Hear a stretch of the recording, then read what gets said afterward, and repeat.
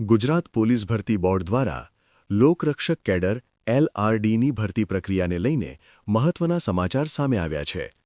શારીરિક કસોટીનું પરિણામ સત્તાવાર રીતે ગુજરાત પોલીસ ભરતી બોર્ડની સત્તાવાર વેબસાઇટ gprb.gujarat.gov.in પર જાહેર કરી દેવામાં આવ્યું છે. આ સાથે જ શારીરિક કસોટીમાં ઉત્તીર્ણ થયેલા ઉમેદવારો માટે લેખિત પરીક્ષાની તારીખ પણ જાહેર કરી દેવામાં આવી છે.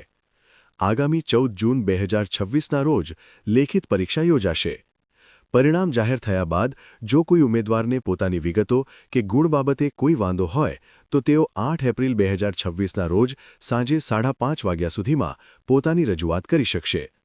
ઉમેદવારોએ જરૂરી પુરાવા અને કોલ લેટરની નકલ સાથે ગાંધીનગર સ્થિત ગુજરાત પોલીસ ભરતી બોર્ડની કચેરીએ રૂબરૂમાં અથવા સ્પીડ પોસ્ટ કુરિયર મારફતે અરજી મોકલવાની રહેશે. જો મિત્રો આ માહિતી તમને ઉપયોગી લાગી હોય તો વિડીયોને લાઇક, શેર અને ચેનલને સબસ્ક્રાઇબ કરી દેશો.